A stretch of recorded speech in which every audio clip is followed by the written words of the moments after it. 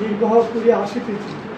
এই পর্যায়ে কিশোরগঞ্জ জেলা প্রশাসকের কার্যালয় থেকে সারা দিন 31, 41, 48, 00, 007, 34, 008, 12, 16, মূলে চলিত অর্থ বছরে 24 জুন অষ্টগ্রাম উপজেলা 1 নং চরজাগর ফিশারি আমার স্ত্রী অনিতা রানী দাসের নামে 1 বছরের জন্য প্রদান করে উক্ত জলমহলের উদ্যোগল করায় অবস্থায় প্রকট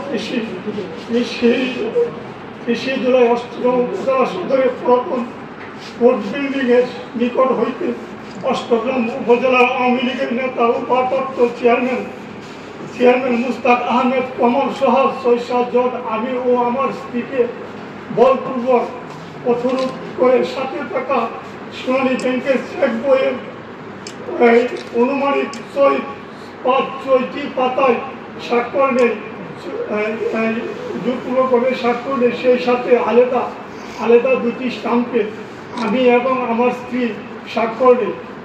সরে যাওয়ার সময় তারা আমার স্ত্রী ও নামে বরাদ্দ ফিশারি লিখিয়া নিবে বলিয়া আমাকে ভবিষ্যতে উক্ত ফিশারিতে আর না যাওয়ার হুমকি দেয়। কথার অন্যতা হলে আমাদেরকে খুন করার হুমকি দেয়।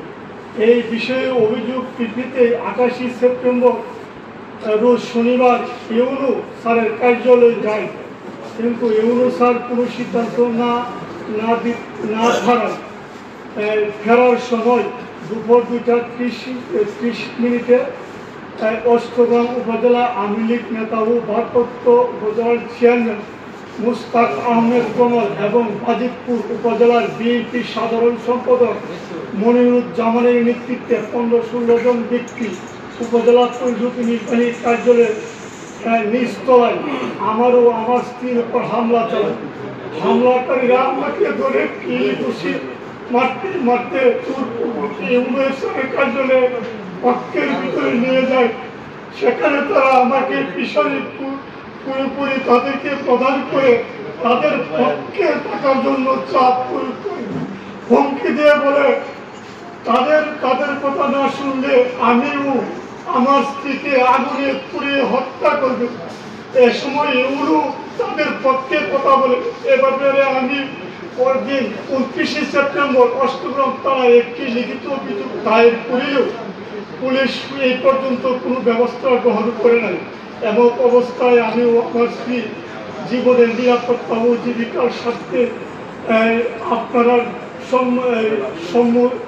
সম্মানিত সাংবাদিকদের মাধ্যমে সংবাদ প্রচার সহ অন্যায়ের প্রতিকার কামনা করছি। আমি এর বিষয়ে বলতে পারতেছি না।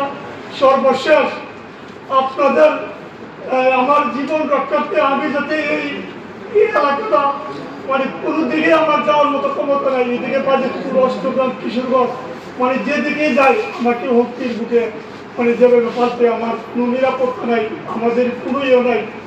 আমি আপনাদের এই সম্মেলনে আমি সবাইকে আমি আঘাত জানাই। আমাকে রক্ষা করেন, আমাকে বাঁচান বলে আমার সংক্ষিপ্ত বক্তব্য শেষ করল। আপনার বাচ্চাটার নাম কি? আমার বাচ্চাটির নাম হলো অরুণজিতা রানী দাস সোনিয়া।